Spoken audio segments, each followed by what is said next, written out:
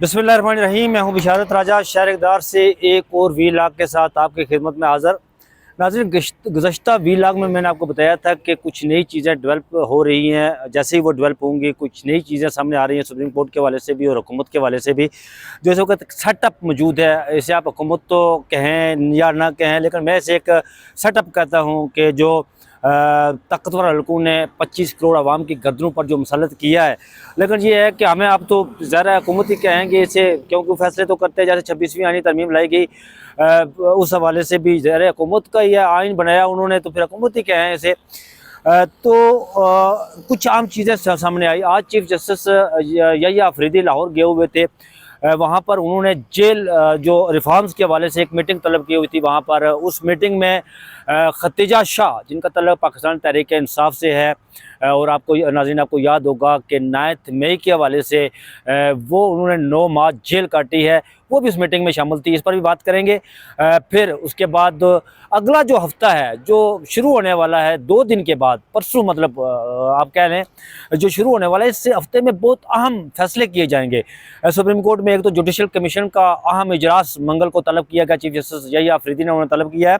उसमें 2 निकात पर जो है वो एजेंडा है, 2 निकाती एजेंडा है, जिस पर मकालमा होगा, मामलात ज़ेर बहस आएंगे और फिर उस हवाले से फैसले भी किए जाएंगे, वो भी आपको बताएंगे। और उसके बाद लाहौर हाई कोर्ट ने जो है वो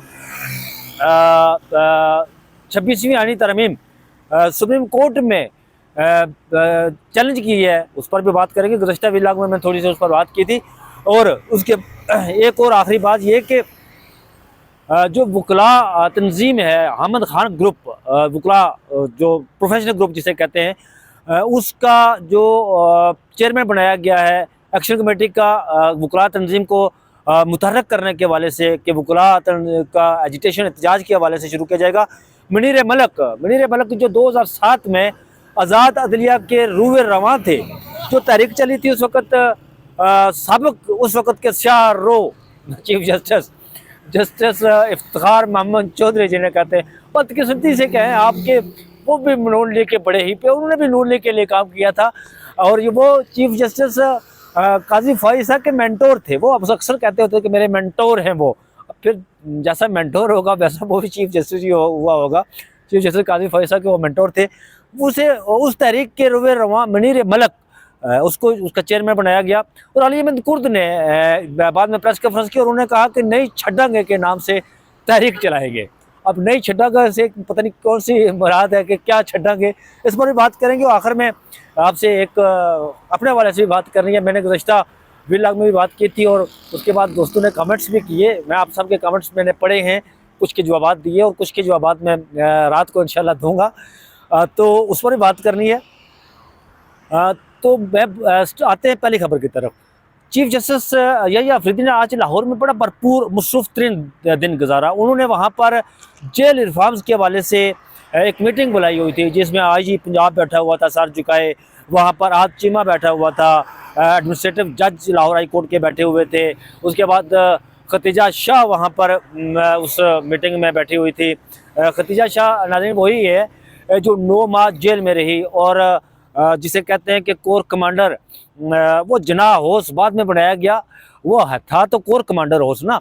जना होस के हवाले से मैं अगर बात करूँ, थोड़ा सा मैं तारीखी आपको चीज़ बताता हूँ कि general Shahid, lieutenant general Shahid Aziz जो मुशर्रफ के बड़े रिश्तेदार भी थे, उनकी मुशर्रफ की मिसिज़ और उनकी मिसिज़ दानू की जो है ना वो आपके करीबी थी, कोई रिलेटिव थी। उन्होंने किताब लिखी है अपनी, ये खामोशी कहाँ तक। उसमें वो लिखते हैं कि मैं जब कोर कमांडर बनकर लाहौर गया तो वालिद साहब मेरे साथ थे। तो मैं वालिद साहब के साथ जब वहाँ गया तो वालिद साहब ने जब वो घर देखा कोर कमांडर हाउस, उन्होंने कहा वाह कितना बड़ा घर है। तो उन्होंने अपनी किताब में लिखा हुआ है, मैं अपनी तरफ से ये बात नहीं कर रहा, ये किताब में लिखी हुई है उन्होंने, किताब ये खामोशी कहाँ तक, उस किताब में ये चीज़ लिखी हुई है। उन्होंने कहा कि मैंने अपने बाबा को कहा कि बाबा जी ये जो इसके ये कोर कमांडर हाउस नहीं है, मैं थोड़ी सी आपको इसकी डिटेल बताता हूँ। उन्होंने कहा ये मोहम्मद अली जिन्ना हाउस था। ये किताब मैंने 2008 या 9 में 10 में पढ़ी थी, गलबन 2010 या 11 में पढ़ी थी। तो ये जिन्ना हाउस था, ये मोहम्मद अली जिन्ना ने ख़रीदा था। लेकिन उसके बाद जब उन्होंने ये घर ख़रीदा तो उसके बाद ये मोहम्मद अली जिन्ना इस घर में नहीं रहे, ये ब्रिटिश आर्मी के पास चला गया। फिर जब पाकिस्तान आज़ाद हुआ तो ब्रिटिश आर्मी से फिर पाकिस्तान आर्मी के पास चला आया, तो फिर पाकिस्तान आर्मी वहाँ पर क्या पजीर है, फिर कोर कमांडर हाउस बन गया। उससे पहले 9 मई के वाक़े से पहले पाकिस्तान की किसी, मैं दावे से ये कहता हूँ कि शायद 2% आवाम को पता हो पाकिस्तान की कि ये जिना हाउस था। इतना किसी को नहीं पता था कि जिना हाउस था, कोर कमांडर हाउस ही उसे कहते थे। पर ये वो कहानी थी।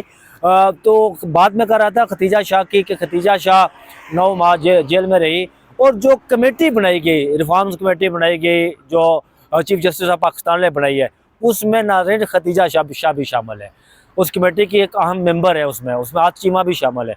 और खतीजा शाह को शामिल करने का मतलब ये हुआ कि 9 मई का जो वाक़या था, जिसका अब मेरे उस्ताद है, मैं नाम नहीं लूँगा उनका, नून लीग से उनका ताल्लुक़ है, और वो बड़ी शफ़क़त करते हैं मेरे साथ, लेकिन मैं उनसे इख्तलाफ भी करता रहता हूँ बहुत सारी चीज़ों पर। लेकिन ये है कि मेरी माँ कहती होती है कि बेटा जो कोई तुम पर आसान करे, या जिसके साथ तू एक दफ़ा खाना खा ले एक प्लेट में, तो कभी भी उसके ख़िलाफ़ बात नहीं करनी। मैं बात नहीं करता, मैं इख्तलाफ करता हूँ, तज़ीक़ उनकी नहीं करता, इख्तलाफ करता हूँ उनके साथ अदब के दायरे में रहकर। वो 9 मई के हवाले से बड़ा अक्सर जिक्र करते रहते हैं, लेकिन यह है कि वो 9 मई का जो वाक़या है, जो हुआ, आज चीफ जस्टिस यही अफरीदी का खतीजा शाह को उस कमेटी में शामिल करने से वो 9 मई का वाक़या, आप समझें कि वो बयानिया, वो नैरेटिव, वो ज़बरदस्त हो गया। इससे पहले भी जस्टिस जमाल मंदोखेल ने जब एक 5 मुलजमान की ज़मानत दी थी, तो उस वक़्त भी वो ज़बरदस्त हो गया था। जस्टिस अतरमल्ला ने भी उसमें बैठे हुए थे। जस्टिस जमाल मंदोखेल ने ये कहा था प्रोसिक्यूटर से कि आपके कहने से हम किसी एक साबिक़ वज़ीर आज़म को गद्दार कह दें। तो ये 9 मई का भी जो है ना, अब ये मामला समझें कि ज़बरदस्त ही है जी, ये अब नहीं चलेगा। तो वो बड़ा एक अहम फैसला था चीफ जस्टिस यही अफरीदी की तरफ से, जो कमेटी बनाई गई थी, उसमें खतीजा शाह को शामिल किया जाना, ये एक बड़ा अहम और वाज़ेह पैगाम है। उसके बाद जुडिशल कमीशन का जो शुरू हो रहा है ना इजलास, वो मंगल को होगा इजलास। जुडिशल कमीशन में नाज़रीन सुप्रीम कोर्ट के 4 जज शामिल हैं। Chief justice of Pakistan, justice Mansoor Shah senior puisne जज, जस्टिस मुनीब अख्तर, जस्टिस अमीनुद्दीन, और इसमें 5वां मेंबर वो होगा जो आइनी बेंच को प्रिजाइड कर रहा होगा। अब मंगल को जो जुडिशल कमीशन का इजलास हो रहा है, इसमें 2 नुकात पर बातचीत होगी, 2 नुकात पर मुकालमा होगा, ज़ेर बहस आएंगे। एक तो जुडिशल कमीशन सेक्रेटरीट के हवाले से मंजूरी दी जाएगी, उस पर बातचीत होगी कि इसका सेक्रेटरीट कहाँ बनाया जाए, एक तो उस हवाले से, और दूसरा आइनी बेंच की तश्कील के हवाले से कि आइनी बेंच का सरबराह कौन होगा। अब देखिए, अगर बात सीनियर 26वीं आइनी तरमीम में लिखा हुआ है कि सीनियर मोस्ट जो है वो जज जो है वो आइनी बेंच को प्रिजाइड करेगा, उसमें तो जस्टिस मंसूर शाह आते हैं, उसके बाद जस्टिस मुनीब अख्तर है, उसके पास जस्टिस अमीनुद्दीन खान है। अगर ये लोगों को जस्टिस मंसूर शाह पर, जस्टिस मुनीब अख्तर के हवाले से मेरे ख्याल में आई थिंक सो इस पर जस्टिस मंसूर शाह को तो चीफ जस्टिस पाकिस्तान ने बनाया गया था, लेकिन जस्टिस अमीनुद्दीन खान का जो वोट है ना जुडिशल कमीशन में, नाज़रीन मैं आपको खबर दे दूं कि वो ये है कि वो 4 वोट जाएंगे सुप्रीम कोर्ट के साथ, चीफ जस्टिस यही अफरीदी के साथ, और 2 वोट आगे पाकिस्तान तहरीक इंसाफ के 6, और एक 7वां वोट जो है पीपल्स पार्टी का भी, वो भी वोट जो है वो इस ग्रुप को मिलेगा। इस ग्रुप को मिलने से मुराद ये है कि जो हुकूमती साइड है, जिसमें 6 वोट बाकी बच जाते हैं, वो अक़लियत में होगी, और 7 वोटों वाले जिसको भी चाहेंगे वो जुडिशल जो आपका आइनी बेंच है उसका सरबराही की वो नॉमिनेट करेंगे। मोस्ट प्रोबेबली चांसेस हैं कि जस्टिस मंसूर शाह आइनी बेंच के सरबराह होंगे। अगर वो ना हुए तो फिर जस्टिस जमाल मंदोखेल जिनका ताल्लुक बलूचिस्तान से है, वो आइनी बेंच के सरबराह हो सकते हैं। अच्छा, उस आइनी बेंच में कोटा सिस्टम की बात की गई है। जस्टिस जमाल मंदोखेल के बाद फिर जो नंबर आता है वो जस्टिस मोहम्मद अली मज़हर कराची के हैं, सिंध से आगे, जस्टिस अतमनुल्लाह कोयटा से हैं, अपने KPK से हैं, वो वहाँ से आगे, फिर जस्टिस आयशा मलिक पंजाब से है, वहाँ से आगे हसन नज़र रिजवी साहब भी हैं, जस्टिस जमाल मंदोखेल खुद बलूचिस्तान से हैं। तो ये जो है वो कंपोजिशन बन सकती है कि जस्टिस जमाल मंदोखेल उसमें आइनी बेंच के सरबराह हो सकते हैं, वो उसके बन सकते हैं। अगले हफ्ते सुप्रीम जुडिशल काउंसिल का भी इजलास हो रहा है, वो भी इजलास तलब किया हुआ है, वो 8 तारीख को होगा। उस इजलास में भी, सुप्रीम जुडिशल काउंसिल के इजलास में कुछ 100 से ज़ायद दरख्वास्तें हैं मुख्तलिफ हाई कोर्ट के जजेस के ख़िलाफ़ भी और सुप्रीम कोर्ट ऑफ पाकिस्तान के जजेस के ख़िलाफ़ भी। उसमें जस्टिस अमीनुद्दीन ख़ान और जस्टिस नईम अख्तर अफ़गान के ख़िलाफ़ भी रेफरेंस दायर हुआ है। शिकायत आप कह सकते हैं, रेफरेंस कहें या शिकायत, लेकिन हम और जब रिपोर्ट करते हैं तो शिकायत लिखते हैं, लेकिन मोस्ट प्रोबेबली लोग उसे रेफरेंस ही कहते हैं। लेकिन जब हम अपने टीवी चैनल के लिए, अपने इदारे के लिए उसे रिपोर्ट करते हैं तो उसमें शिकायत लिखते हैं। उनका जायज़ा लिया जाएगा। जायज़ा लेने के बाद बहुत सारी शिकायत जो है वो खारिज कर दी जाती हैं और बहुत पर जो है वो कार्रवाई होती है। नाज़रीन, आपको ये बात बता दें कि उसमें जो सुप्रीम जुडिशल काउंसिल में जो शिकायत का जायज़ा लिया जाएगा तो जस्टिस नईम अख्तर अफ़गान और जस्टिस अमीनुद्दीन ख़ान के ख़िलाफ़ जो शिकायत है वो बड़ी संजीदा नोयत की है।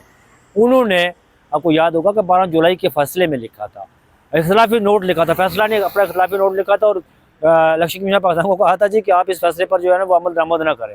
क्यों ना करें भाई, वो एक आइन शिकनी के ज़ुमरे में आता है। ये इस पर बड़ा सीरियस और संजीदा नोयत का ये है। अब आते हैं आखिरी खबर की तरफ। वो ये है नाज़रीन के यहाँ पर जो हामिद खान ग्रुप है, जिसे प्रोफेशनल ग्रुप कहते हैं, इस ग्रुप में एक तो आसमान जहांगीर ग्रुप है, ये हामिद खान ग्रुप। हामिद खान ग्रुप का आज सुप्रीम कोर्ट ऑफ पाकिस्तान में यहाँ पर शुदा हाल है, जो कोयटा में एक धमाका हुआ था, वहाँ पर वकला शहीद हुए थे, उनके नाम से एक शुदा हाल बनाया हुआ है। वहाँ पर एक आज उनका इजलास था, मीटिंग थी उनकी। उस मीटिंग में फ़ैसला किया गया जी कि हम तहरीक चलाएँगे। अब तहरीक किसके ख़िलाफ़ चलाएँगे ये बात नहीं बताई, लेकिन यह है कि तहरीक चलाएँगे। उसमें मुनीर मलिक को एक एक्शन कमेटी बनाएगी, उसका सरबराह मुनीर मलिक को बनाया गया और ये उनके ज़िम्मे काम लगाया गया कि वो पाकिस्तान भर की बार कौंसिल में जाएंगे, वकला को मुतर्रक करेंगे, मुतर्रक करने के बाद वो लाए अमल देंगे और एक भरपूर एजिटेशन एहतजाजी तहरीक चलाई जाए। अब पुरअमन, वो कहते हैं पुरअमन एहतजाजी तहरीक। अच्छा, अली अहमद कुर्द जो स्पोक्स पर्सन बने हैं उस कमेटी के, अली अहमद कुर्द ने कहा जी कि हम, उन्होंने नया नारा दिया, नहीं छड्डा के नाम से जो है ना वो तहरीक चलाएंगे। अब नई छड्डा से मराद मैं नहीं समझ सका कि नई छड्डा, अगर उनका थोड़ा सा माजी देखें तो जब वो 2007 के रुए रवां थे तो उसके बाद बहुत सारी कहानियाँ ऐसी हैं कि मैं अच्छा नहीं लगता कि वो मैं कोई वेलाग में बयान करूं, क्योंकि कुछ पर्दा भी रखना होता है। तो ये थी आज तक की सारी खबरें जो मैंने आपसे डिस्कस की है, उस पर अपना एनालिसिस भी दिया है। और सुप्रीम कोर्ट ऑफ पाकिस्तान में चीफ जस्टिस यहिया अफरीदी के अब तक उठने वाला जो इक़दाम उन्होंने लिए हैं ना, जो कदम लिए हैं, जो स्टेप लिए हैं, वो दुरुस्त समत में लिए हैं। और आप देखेंगे इंशाअल्लाह कि पाकिस्तान में आइन और कानून की जो है वो सरबलंदी होगी और सुपरमेसी, सिविलियन सुपरमेसी की सरबलंदी होगी। ये मुल्क आइन और कानून के मुताबिक चलेगा तो आगे बढ़ेगा। और ये फ़ैसला सुप्रीम कोर्ट ऑफ पाकिस्तान में ले लिया। नाज़रीन, काजी फ़ाइज़ इसाक़ के हवाले से मैं एक गुज़श्ता वीलाग में मैंने जिक्र किया है, खालिद जमील साहब के साथ मैंने वीलाग किया था। उसमें उन्होंने मुझसे एक सवाल पूछा था कि क्या आप समझते हैं कि चीफ जस्टिस यहिया अफरीदी मामलात दुरुस्त समत में लेकर जाएंगे। तो मैंने उन्हें कहा था कि हज़रत अली के दौर में वो अपने मसाहिबीन के साथ बैठे हुए थे, तो ये कलम बर्दाश्ता किताब है, उसमें लिखा हुआ है, उसमें लिखा हुआ है, वो मैं बयान कर रहा हूँ कि वो उनसे, उनके मसाहिबीन ने पूछा जी कि क्या वजह है कि आपसे पहले जो खुलफा राशिदीन आए वो बड़े, उनका दौर बड़ा पुरअमन था और आपका दौर जो है वो बड़ा शोरश ज़दा दौर है, इसकी वजह क्या है। तो हज़रत अली ने एक बड़ा बलीग जुमला कहा था अपने मसाहिबीन से कि उन खुलफा राशिदीन की खुशकिस्मती थी कि मैं उनका मशीर था और मेरे मशीर आप लोग हैं, जिसकी वजह से ये सारा कुछ हुआ है। तो चीफ़ जस्टिस यहिया अफरीदी के मशीर वो मशीर हैं जो आइन और कानून की सरबंदी की बात करते हैं, आइन और कानून पर चलने की बात करते हैं। तो बस आगे आप खुद समझ लें, इंशाअल्लाह अल्लाह ताला करम करेगा, बेहतरी को उम्मीद रखनी चाहिए। और मुझे दीजिए इजाज़त, मैं इल्तमास करता हूँ आपसे कि आप जो है वो मुझे अपनी दुआओं में याद रखिएगा, मैं आपको अपनी दुआओं में याद रखता हूँ। मैं आपके लिए हर वक्त दुआ गो रहता हूँ, हर मुसलमान के लिए दुआ गो रहता हूँ, इंसानियत के लिए, बल्कि मैं इंसानियत के लिए दुआ मांगता रहता हूँ। मुझे दीजिए इजाज़त, अपना बहुत सारा ख्याल रखिएगा। अल्लाह हाफ़िज़।